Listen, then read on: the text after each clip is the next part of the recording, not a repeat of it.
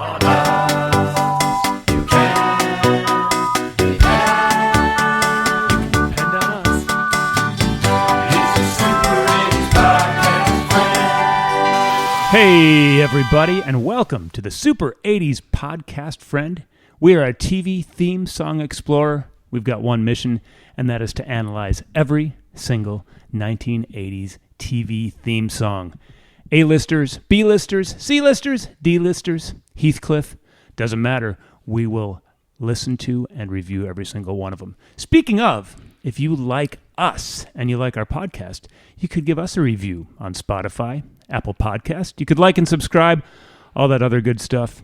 And finally, if you want to be in touch with us, we love hearing your questions, comments, observations, critiques, etc. You can find us on Facebook, Instagram, Threads, and you can email us at super80spodcastfriend@gmail.com. Welcome aboard. I'm John. I'm Ryan. And I'm Peter. Guys, this is a big deal today. It's episode 20. Wow. 20. They said it couldn't happen. They said it couldn't be done. Here we are, 20 episodes in. Can you believe it? Yeah. Yeah. Sure, it's not been we got nothing else to do. Sure, it's not been like 40. I'm so excited about this. If you guys happened to listen to episode 10, we always start out our show with a drink, if this is your first time tuning in, and usually it's a beer, sometimes a wine. But on episode 10, we had a special little surprise. And Ryan, do you remember what that surprise was? Dr. Fong of Tahiti? Yeah. Yeah. Dr. Wong, Dr. Fong. Dr. Wong, I think it goes Fong. by both depending upon the recipe book you look in. In the territory you're drinking it in. Exactly. Yeah. But we are back 10 episodes later with another Dr. Wong of Tahiti. It's delicious. It is fantastic. And as a gift to you, the listener, we are going to give you the recipe for the Dr. Fong of Tahiti. Here we go. 2 ounces of rum, 1 ounce of freshly squeezed lime juice, and 1 ounce of grenadine, the real stuff, not the roses stuff. Yeah. Shake it up in a shaking machine. What are they called? I think they're just called a shaker. Shaking machine is good. Throw it in the shaking machine and shake it up, and there you go. So, episode 20. Who knew? Dr. Wong. He knew. Guys, we like to start out before we get into the actual song itself with retractions, observations, ideas, recollections. You guys got anything to report? If you need a refresher, our last episode was Heathcliff. Well, the only thing I have 2 things that came to mind. Number 1, that song is definitely an earworm of a song. Oof. And it was stuck in my head for a good part of that day. Faded away, and then it morphed with DuckTales. Oh, rough. And I had DuckTales in my head, and then it would like morph into Heathcliff and back and forth. Ugh. And so part of me was like, am I being too harsh on Heathcliff? Maybe Heathcliff isn't that bad. Here is my thoughts on that since that episode. We are men in our 40s, and we do not like that song. The song was not written for men in their 40s. Yeah. It was written for, like, if we played that song for our kids, would they be like, yeah, that's a jam? It's possible. It's possible. But- But with that being said, speaking of DuckTales, I recall really enjoying that song. Yeah. It's possible, but it's also possible it's a really shitty song. Both are possible. Yeah. 2 things can be true. Any other Heathcliff or other recollections? No, but did you watch? I did. Oh, man. I watched an episode of Heathcliff. Oh, man. No shocker. Did you watch the Cadillac Cats half of it too? Okay. I did. So let me just give you a little background. It's really, really heavy on. So if you didn't listen, the theme song had sound effects going off every couple Boink, seconds. boink. Yeah. Even for a cartoon, it was crazy heavy on sound effects. They're Okay. constant. The voices are over the top. Like they're really exaggerated voices. Okay. So here's the premise of the episode I watched. Spike, I didn't realize this. Spike, the dog, who looks like Odie, and Heathcliff are nemesises? Either one. Yes, Dr. Fong. And apparently Heathcliff always kicks Spike's ass. And some neighborhood dog was sick of seeing it happen. So this guy's like, hey, Spike, come here. You're embarrassing yourself and you're embarrassing dogs. I'm going to help you kick Heathcliff's ass. So they devise a trap between two trees, and it's boxing gloves on each side. Heathcliff is going to run after Spike. Sure. Spike's going to jump over the string.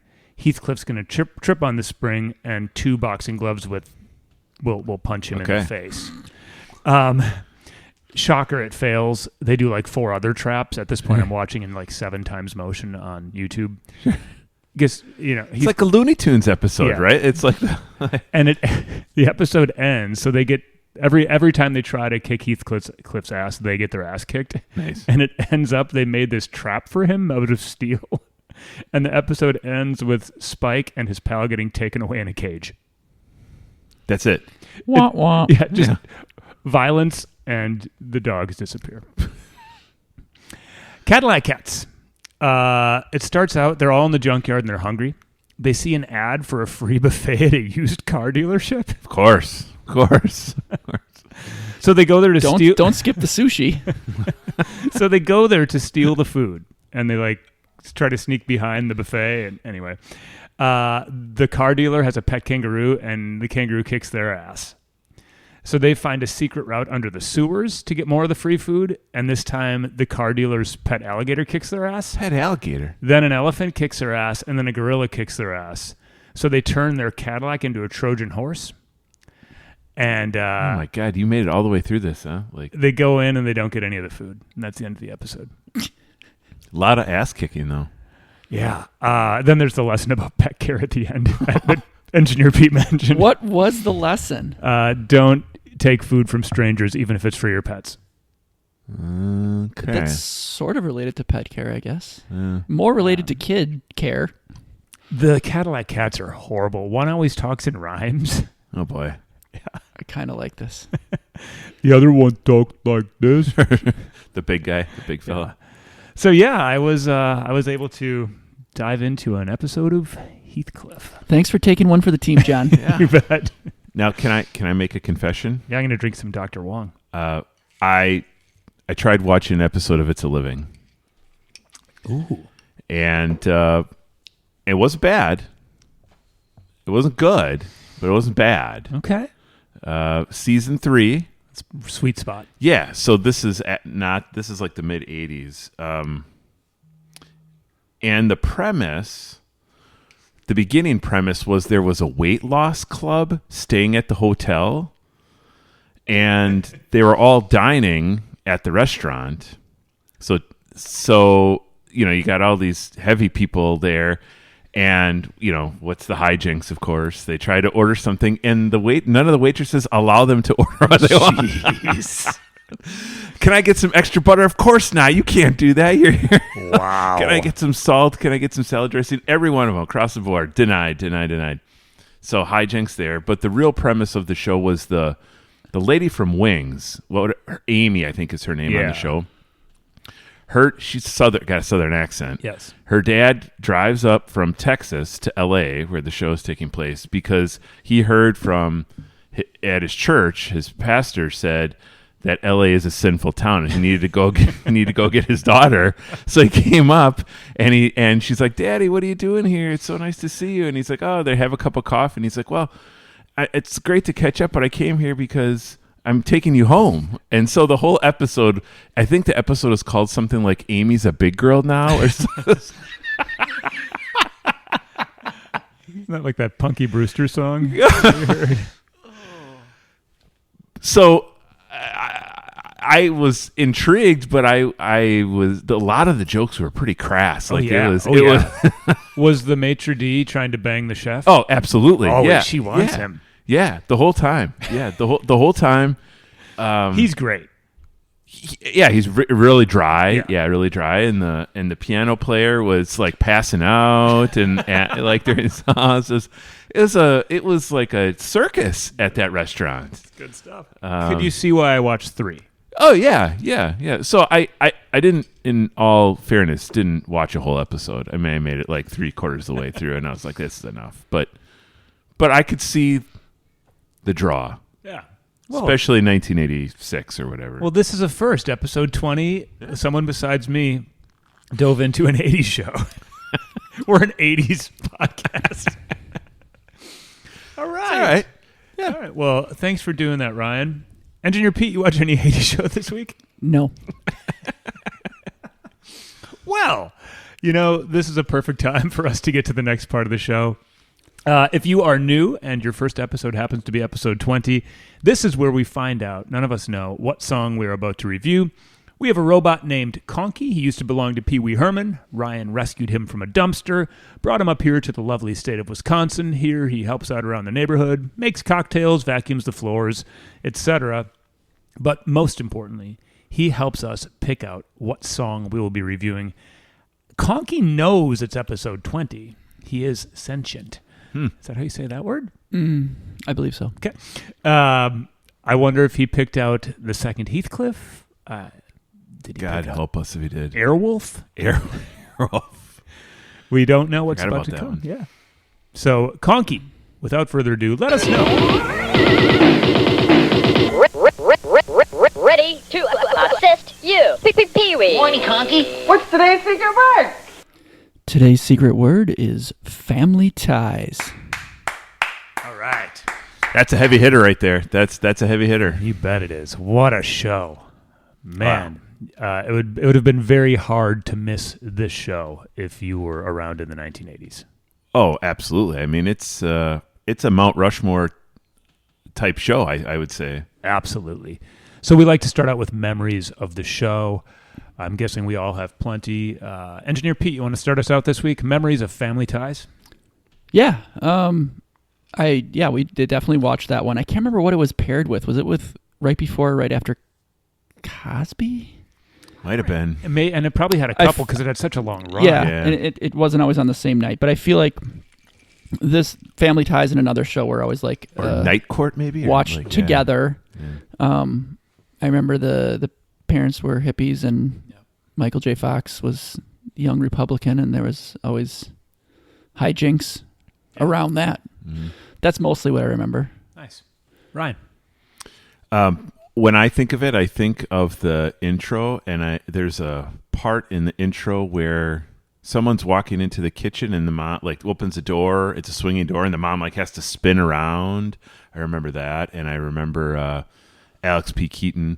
Also, I think in the intro where he must be typing on a computer or typewriter, and he scoots his chair and happy with the work he's done on his report or whatever. Yeah. Great show. I mean, great show.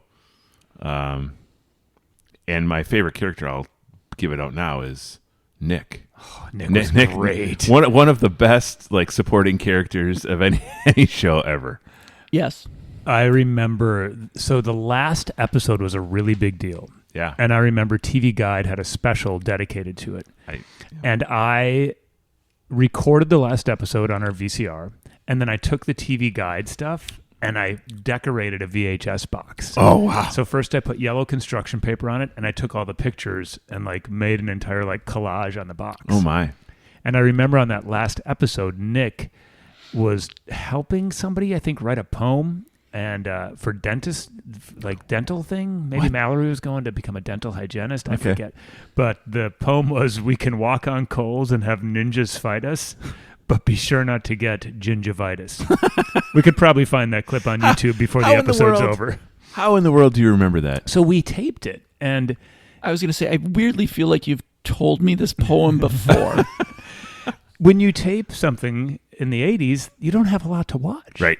So if It's a Living's not on and Heathcliff's not on, you're going to go to the VCR and play that episode. And if you put the time in to decorate the box, sure as heck are.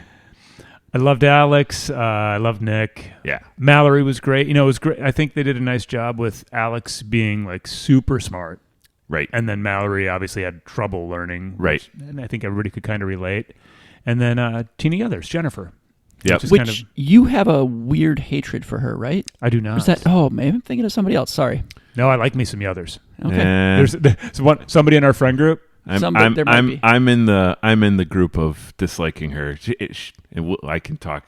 If you want me to riff now, I'll riff now. No, let's hold off. Let's hold off. And as a kid, I really liked her character. Okay. So, no. But yeah, other than that, it was a great show. I think that's a show that I watched enough that when you watched the set, it felt like a home you had been Totally. in. Right, that kitchen, the living room, the upstairs. Yep. Really good show. I believe, obviously a sitcom, but like not on It's a Living. Like it was like topical. Yeah. Right. Like there was some drama in the show as Correct. well. I remember Alex had a diet pill episode. Sure. When he was trying to stay up late to finish work. Every 80s show had a diet pill episode. It was an epidemic. It was an epidemic. But yeah, great show. Skippy. Skippy. I forgot about Skip. Yeah. So there was some, and I believe the dad worked at a TV station. Correct.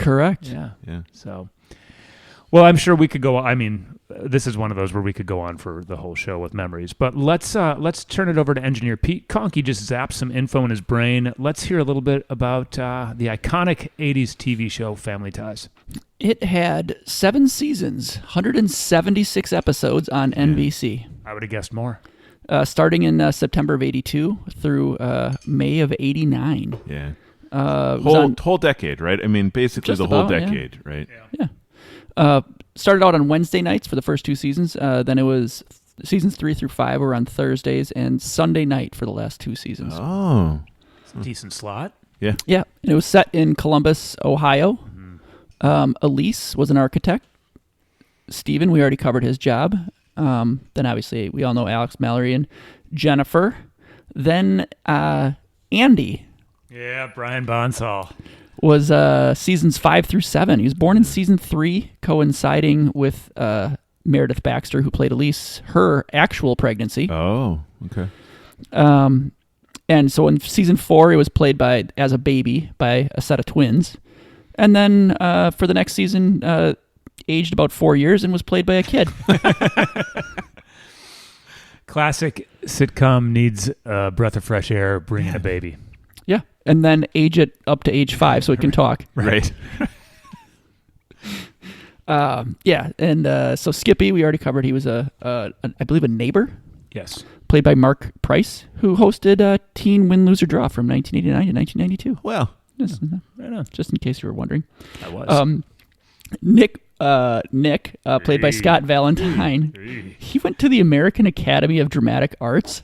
of course. And he was like, he's got a lot of quotes out there about studying acting so he could like grunt twice a week.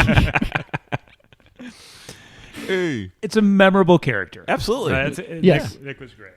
Yes. Then there was Tracy, played by Ellen Reed in season 4. She played Alex's girlfriend. Yes. Oh, yeah. Yeah. Is that his actual wife? They got married in 1988. That's cool. Yes. Quick side note, Michael J. Fox, prior to that, dated Nancy McKeon from Family Ties. And they were in an upgrade. 80s made-for-TV movie called Poison Ivy. Oh, man. Good trivia. Yeah. Damn. Did you tape that one, too? I did. It was really good. I rewatched it on YouTube a couple of years ago. Yeah, Holds C-minus. up. Yeah, C-minus. It's okay. Then there was Lauren, who was his girlfriend in seasons 6 and 7. She was actually played by Courtney Cox. Yes, that's Yeah. right. Forgot about that. There's a lot of other single episode guests that I was kind of surprised by. River Phoenix did 1 episode. Corey Feldman, Christina Applegate, Julia Louise-Dreyfus. Holy Wow. shit. Tom Hanks was in 3 episodes, and Gina Davis was in 2 episodes. No, hold on. Sorry. Was Tom Hanks like a drunk uncle or something? I hope so. I don't have. I got nothing. I think that he was like a drunk uncle, like he was Elise's brother, and he was like, I think it was one of these topical episodes where they were trying to like get him to Alcohol AA or and stuff. something. Listeners, if you know That's if Tom fantastic. Hanks was the drunkle, The drunk. let us know. Well, John, if you watch a Family Ties, you might have to look up Look when at the Hanks one. Yeah. when Tom Hanks was on, and yeah. And Matthew Broderick actually turned down the role of Alex. Oh, Interesting. worked out okay for him. Yeah, Yeah. it did. The song "Without Us" was composed by Jeff Barry and Tom Scott. Barry is a heavy hitter. He co-wrote hits like Then He Kissed Me, Be My Baby, Chapel of Love, River Whoa. Deep, Mountain High, and Leader of the Pack. Oh, wow. So he's got a resume. Yeah. Going back to the 60s. Yeah. Yes. And then his other TV show work included The Jeffersons and One Day at a Time. Also Holy big. crap. Yeah, the Jeffersons. Oh, Yes. yeah. I look Yeah. forward to that episode. Absolutely. Yeah. So Tom Scott, who he co-wrote it with, is a jazz saxophonist who played with the Blues Brothers. Damn. Talk about some heavy hitters. Yep. He also played on Do You Think I'm Sexy? Rod Stewart, What? Steely Dan, Black Cow, and Blondie's Rapture. Oh. He also wrote the theme to Starsky and Hutch and was the band leader on the Pat Sajak Show and the Chevy Chase Show back when everybody was getting a talk show. Yeah. So the first 10 episodes, these people didn't even make it through the first season, was sung by somebody, Dennis Tufano and Mindy Sterling, and the song was just called Us. Not even through the first season. They replaced that version with a different version, performed by Johnny Mathis and Denise Williams. Wow. Good old Christmas man. That's Johnny the one we Mathis. know? Yes. So Denise Williams from Let's Hear It for the Boy from Footloose, Wow. and Johnny Mathis, who sold like 300 million plus records worldwide. It's kind of, if I may just go off on a really quick side tangent, I saw Stevie Wonder last week. Yeah. And I listened to a Stevie Wonder podcast because I was excited about the show. And the guest was Denise Williams. Oh, wow. Because she was in his band in like 72 or 73 when they went on tour with the Stones. Oh, man. Okay. Wow. And she was just giggling about the insanity. So Denise Williams was one of Stevie Wonder's, I believe his band was called like Wonder something, Wonderland. But anyway, she was a backup singer for him in the 70s era. Nice. So these people they've got a pedigree for They sure. got it, yeah. There was a lot of heavy hitters. Wow. So yeah, that's awesome background engineer, Pete. Thanks. you're welcome. Well, this is the part where we get into it. Sometimes we try to hum the song. We don't need to, right? I mean, everybody knows this song. Everybody knows this song. I think so. Sha-la-la-la. Right. But I will give you this one. Sit, Ubu, sit. Exactly. Yep. Good dog. Love that.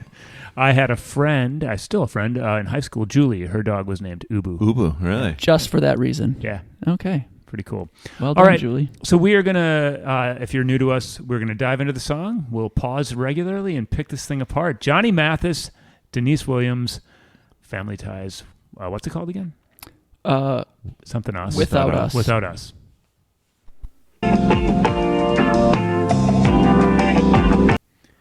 Does the intro to a song get more iconic than that? Yeah. Man. It just has a real feel to it. Yeah, I don't know exactly what the feel, but it's like a very early 80s guitar, like almost Christopher Cross like type guitar. Really clean, Oh yeah. right? Yeah. And it's smooth. It's very you mentioned Steely Dan, right? There's a smoothness. You mentioned the Blues Brothers. Yeah, jazzy. There's Yep. a smooth jazziness to it.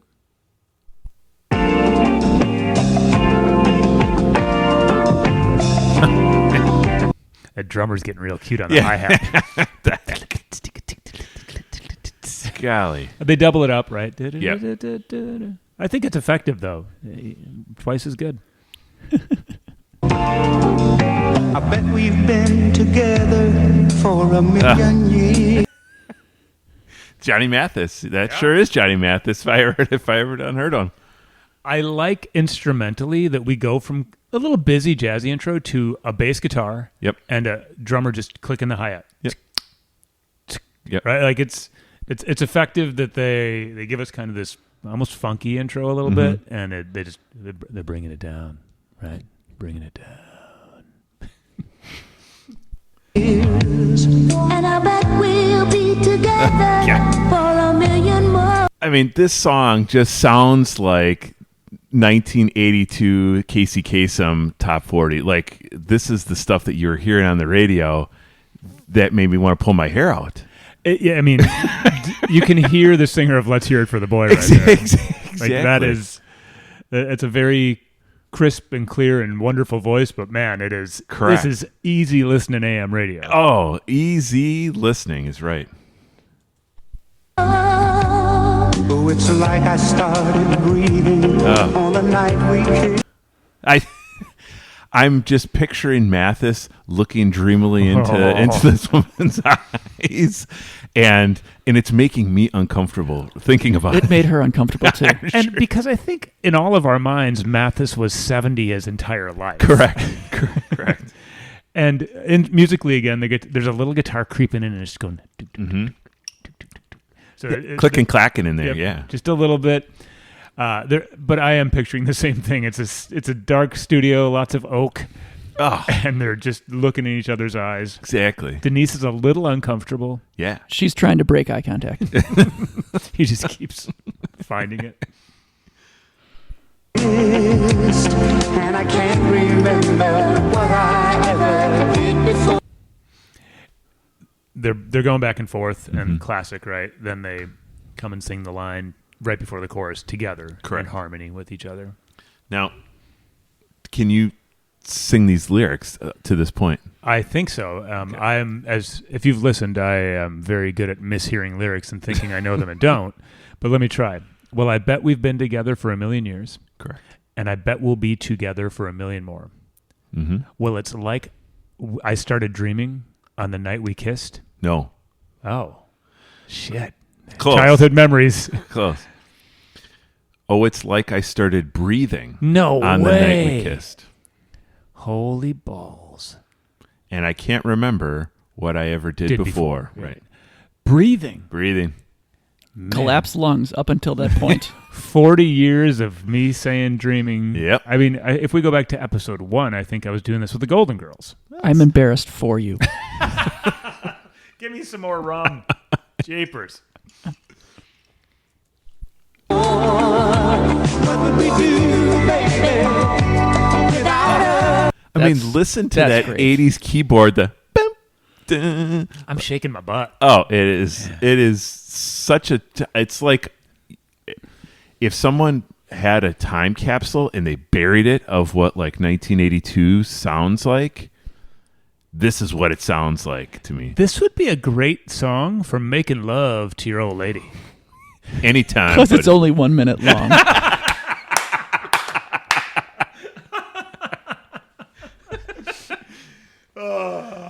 What a smooth jam. What would we do, baby, Yep. without us? Without us. What would we do, baby? I've always loved when she goes high the second Oh, time. yeah. What would we do, baby? Little falsetto. It's beautiful. There's some chimes going on in the background. Yeah. Great. Without us, and there ain't no nothing we can't love each other through. Yeah, that's the part I like. And I've always loved, Mathis is almost rapping. Totally. And there ain't no nothing we can't love each other through. Correct. Oh, hey, all right. That's a Yep. great line. Right? Sure. There ain't no nothing we Yeah. can't love each other through. The Super 80s podcast, friend. What would we do, baby, without us? Sha-la-la-la. I think I heard some congos in there. There definitely was that came in at the refrain. Yeah. Maybe Denise brought in some of the percussionists from Stevie Wonder's band to play the congas and the bongos. It is an incredibly sleepy song. I mean, it is incredibly sleepy. I think you're judging a little harsh. Here's the problem. I just love it so much that Right. I maybe can't even hear what you're saying. Right. Like, I'm You might be listening right. to this with fresh ears, and I'm like, this puts me to sleep. I just feel like having about 7 Dr. Fongs and going upstairs. Well, I mean, I just picture a fire going, Mathis on the couch, Yes, his yes. shirt open halfway, Yes. all Christmas chest hair, flowing. What is Christmas chest hair? Is it All I think green? I just think Talk of- to us about Christmas chest hair. Does Johnny Mathis have any other popular music other than Christmas music? Gotcha. I don't know. I think know his all he catalog. has ever released is Christmas music. No, that is false. I just don't know how to expand on that point. Here's the other Mathis question I have. If I went to see Johnny Mathis, would he sing this song Or in Denise concert? Williams. Yeah. I hope so. I hope don't so know. too. So some of the shows, a couple of them, we've reviewed songs that actually did end up charting, like longer versions.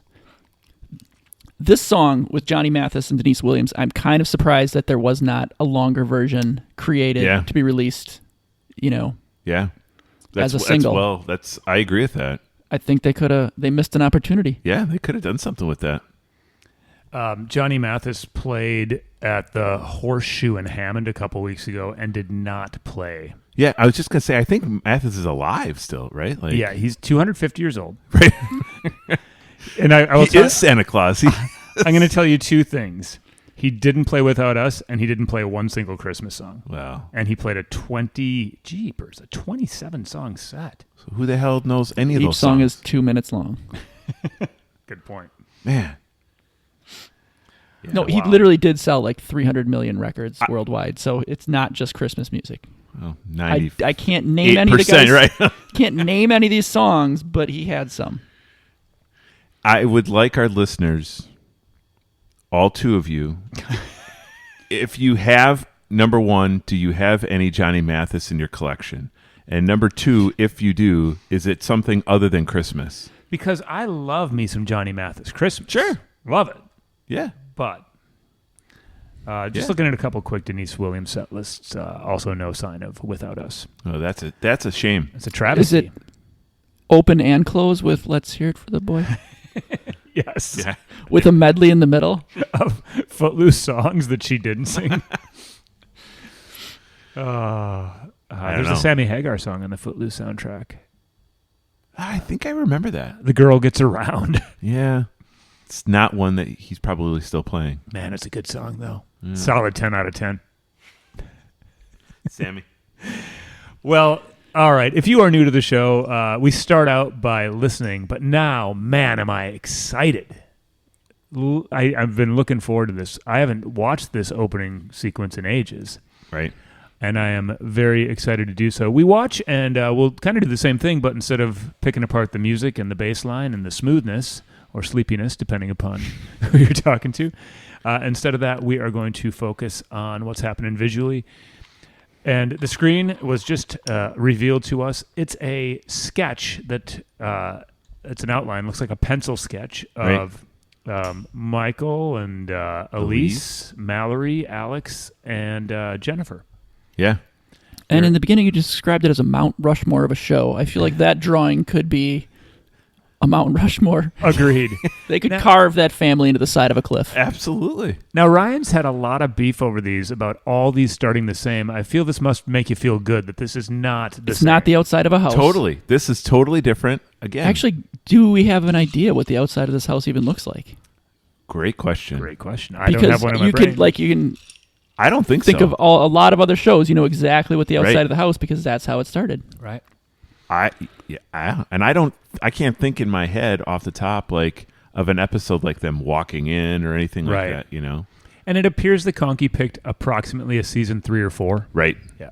So it's a sketch, Yep. and it says Family Ties on the bottom right in green. And if you know the font, you know the font. And it's a bearded dad. I think that's the difference. Right? In the early first 2 seasons, Yeah. he had no beard. and he's just not as fun when he's He wears a great beard. absolutely correct. You guys ready? Yeah, let's do this. Oh no! Look at this! Look at this fat hand coming in here. Look at this. The chubby hand painting. Can you believe that they allowed this big old grimace hand to come in?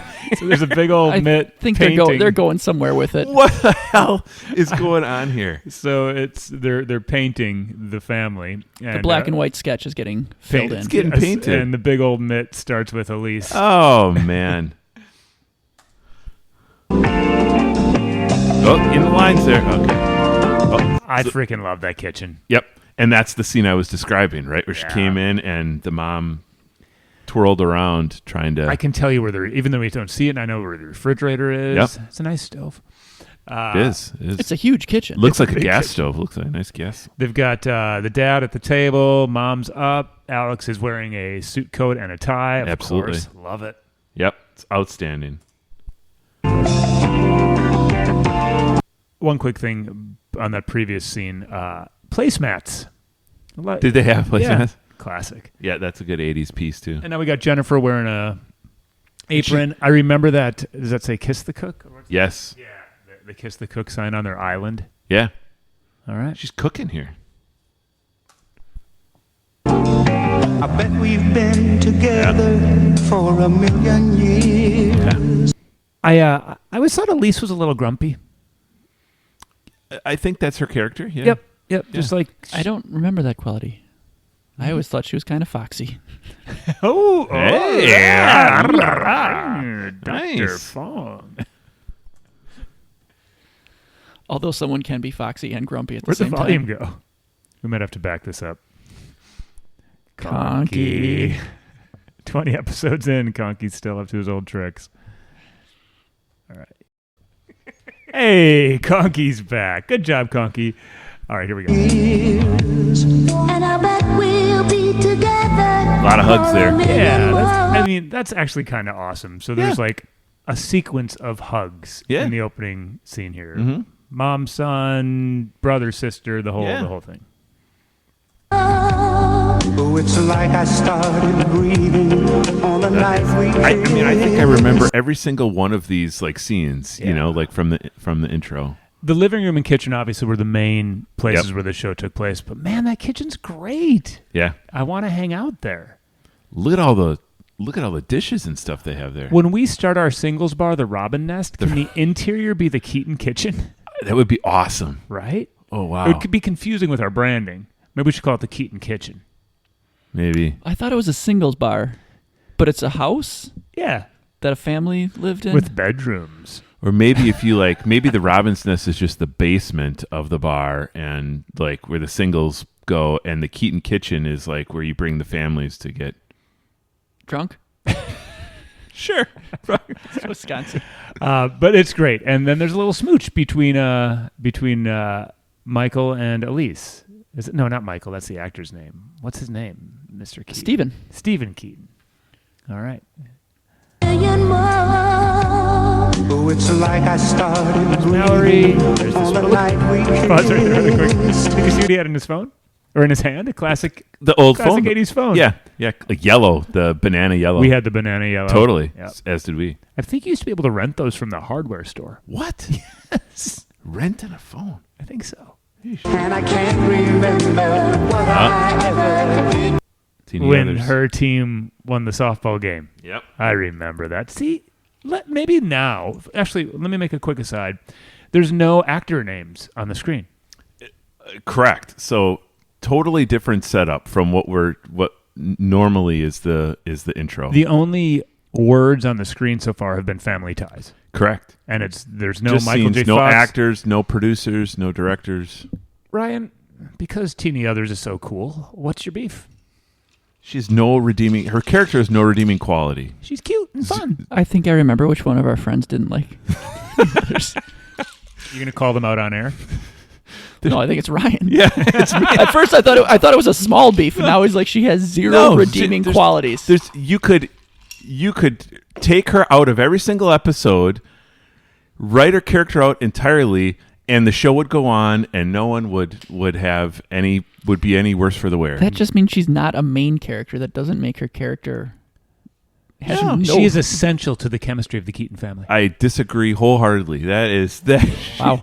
Except for maybe this softball episode. Now, in later seasons, did her character maybe lack some character development? Maybe, but I would say first 5 seasons, she's gold. She was better when she was younger. I agree. As the character got older, it got worse. Oh, she's The hatred grew. They're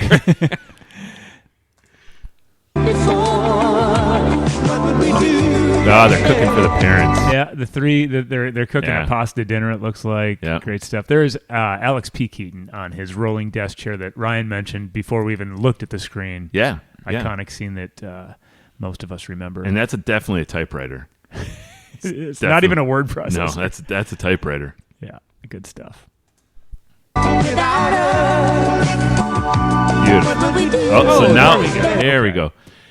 So if we could just take a quick thing, does anybody remember Meredith Baxter Burney from Other Things? Just in general, I'm curious about some of these actors. Obviously, Michael J. Fox is Right. the anomaly. Well, I know she's been in stuff, but I can't name anything. Oh, And Pete, you thought she was cute, huh? That's good. There's nothing wrong with her. But now the picture is colored in. Michael Gross. That guy's a really good painter. Chubby hand. Well, Fat Fingers is. real handy with a paintbrush. I almost said toothbrush. But Michael Gross, I think you can say the same thing. Has he been, he's the kind of guy I feel like is in probably half a dozen episodes of Law and Order. There was something I saw him in relatively recently. I don't know if it was a recent show, but I saw him. Oh, what was he in? Dang it. I'll have to look. But I mean, With or without a beard. no matter what, it's never gonna it's always gonna be overshadowed by Family Ties. Right. agreed. Let me just hold on. I got it pulled up right here. Let me just take a real quick look and see if I can remember. This is good podcasting. Michael Gross. Tremors, A Cold Day in Tremors. Hell. Tremors, Making Perfection. I Tremors, had that movie- Shrieker Island. I had that movie on VHS. There's a TV. It's outstanding. Hold on. Here's one more sec. I thought that was Is Kevin really good. Bacon in Tremors? Yes, he totally is in Tremors. He was, Ryan, you were right, like CSI. He was totally. Yeah, he just seems like a guy that's in one of those. NTSFSDSUV. The heck is that? National Terrorism Strike Force San Diego Sport Utility Vehicle. What? This is a show about a truck? I think it's making fun of all the other ones, it sounds like. Oh. Anyway, I have no idea what I saw spoof. Michael Gross on. Thanks for tuning in, everybody. Yeah, it's been a pleasure. Might have been It's a Living. I think you brought that back us out. Conky. There we go. Without us, and there ain't no Michael J. Fox. nothing we can't love each other through. Now, of course, Justine Bateman, her twin brother, I believe, Is it twin? or maybe just brother. Definitely brother. Jason Bateman. Yeah. Yes. And they're a couple of Hollywood kids. Totally. Listen to the podcast Smartless, Okay. and Jason Bateman's on that with Spade? Sean Hayes and Oh, no. Will what's- Arnett. Will Arnett. Will Arnett, yeah. And they give Jason Bateman shit because he went to like school bus high school, they call it, because he was an actor. So Sure. like they would like be on a bus going from set to set and doing quick homework with a tutor. Oh, my gosh. So Justine and Jason were Hollywood kids. Wow. And as far as I know, Justine after this kind of left the world of acting. Left and the scene, right? Left the scene. Yeah. Kind of wanted to live a normal Did life. she came back for some Arrested Development though, didn't she? I believe with Jason. So. Yeah. That sounds right. That would be good. But she was great. I thought the character Oh, great was character. awesome. Yeah. Really good character. Yeah.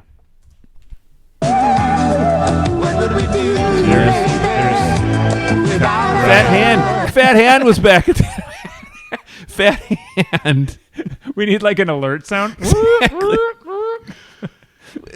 Why do they need like I can't catch that Fat Hand at the beginning and the end?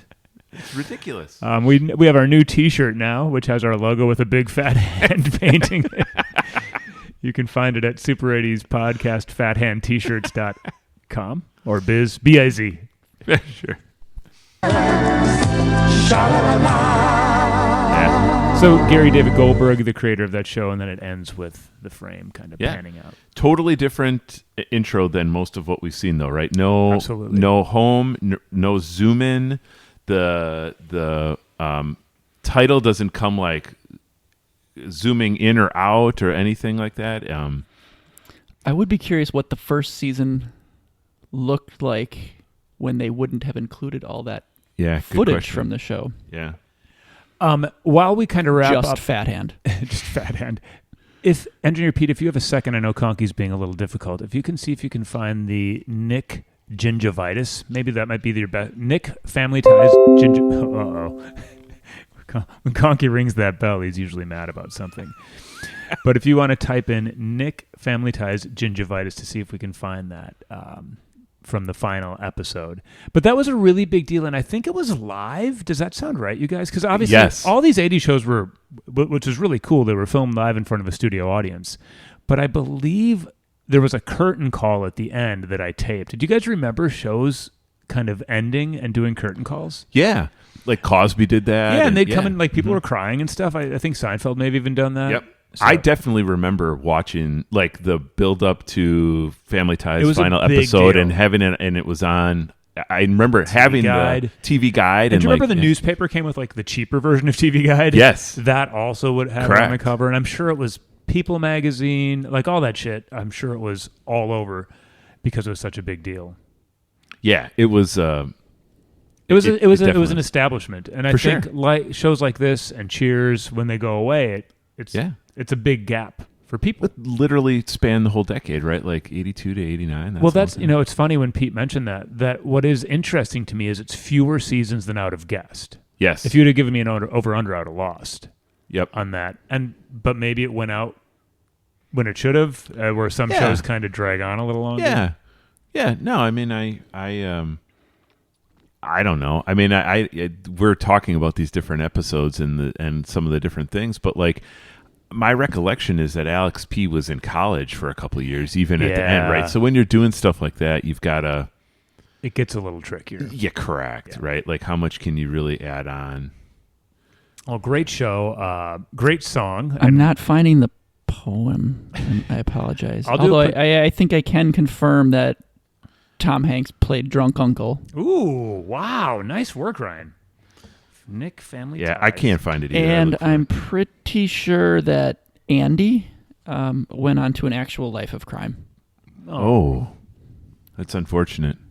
Yeah, I've got the quote here. We can walk on coals, have ninjas fight us, just don't get ninja-vitis. But maybe if I just search that. Well, our listeners can seek it out. Tell us where it is, what season, and what episode. Yeah. I'll see if I can just get us a second of Nick talking. Yeah. Because that alone it's worth the money. Yeah. Give me 1 sec here, everybody. Yeah. He had a very Sylvester Stallone type attitude and character look. I think to that him. was what it was kind of modeled after. And like I always remember a long trench coat, like an artist, like a goofy long trench coat. What a night. I'm coming down the street with a ladder in my hand, and the guy on the corner starts chasing me. He thinks I'm coming after his daughter. There we go. Yeah. There's a little bit of Nick. Well, great stuff, guys. Mm-hmm. Any other Family Ties thoughts, comments, or questions before we vote? No. Well, if you are new to the show, we vote on these songs, and they either end up on the Wall of Fame or the Wall of Shame. All they need is 2 of the 3 votes to get there. A thumbs up is an I'll be back. A thumbs down is a you're in big trouble, mister. Today, why don't we go Pete, John, Ryan? Really? I'm more curious about Ryan. So should we go Ryan first? You want to start with him? Yes. Oh, I like you. This is going to set the tone. All right. Okay. So Ryan's going to give us his vote, maybe give us a few reasons for why he chooses what he chooses, and we'll go around the table. So I'm very conflicted. I'm just going to start by telling you I'm very conflicted. My recollection of the song, I mean, the show is great. I love the show. My recollection of the song was wonderful. The minute I started hearing this, I almost wanted to fall asleep. I mean,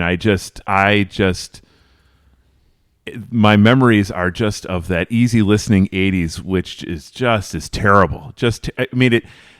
I'm going to liken the song to Islands in the Stream. That's where I think this song is. It's Islands in the Stream. Now, I'm still going to give it an Arnold because my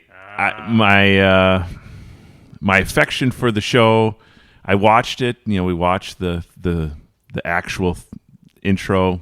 I like it. All right. I'll be back. You can always retract it next week. I damn well and he might. will. Pete? I agree. Well, I don't agree with all he said. I agree with the vote. Do you like the song? Yeah. I can tolerate some easy listening, maybe easier than Ryan can. The older I get, the more I dig me some easy listening, so... Yeah. But you still have not come around on Steely Dan. No. Goodness, no. Just lost 1 subscriber. We're down to 5 listeners. I also am going to give this an I'll be back. I love it. I'll be back. Yeah, it's a little easy listening, a little cheesy, a little bit of that smooth vibe, but man, it tugs at the heartstrings, and it's got a cool vibe. And there's bongos in it. Well, it does tie the theme of the show together, right? Like the theme of the show is family unit and shalala. Sit, Ubu, sit. Well, this was really fun. What an awesome song for our 20th episode. Again, anybody who grew up in the 80s or was living in the 80s and was watching television in the United States, at least, was watching this. We actually, by the way, have a really nice group of international listeners. So international listeners, if you watched this show, let us know. I just want to give a quick shout out to some of the countries who have been tuning in to the Super 80s podcast, friend. Give me 2 seconds here.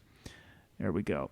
So listeners in the United Kingdom, Finland, Brazil, Australia, Argentina, Belgium, Canada, Switzerland, China, Cyprus, Nicaragua, Puerto Rico, Portugal, Russia, and Turkey. Cyprus. If any of you guys... Wow. Isn't that cool? Yeah. If any of you guys watched Family Ties, talk to us about your memories of it when you were watching it then, or if you watch it now, because it'd be really curious to hear an outside perspective of the Ohio family, the Keatons. Yeah. Any other comments, questions, hypotheticals, etc.? No. We good? Yeah, no, I think we're good. We're in our sweet spot, so we naturally fall in there. So I think it's a great time for us to wrap it up. Hey, guys, 20 episodes. Well done. We done it. Next week, we will see you for more ridiculousness, hilarity. Until then, I'm John. I'm Ryan. And I'm Peter. And you are listening to the Super 80s podcast, friend. Sit, Ubu, sit. Woo! Good.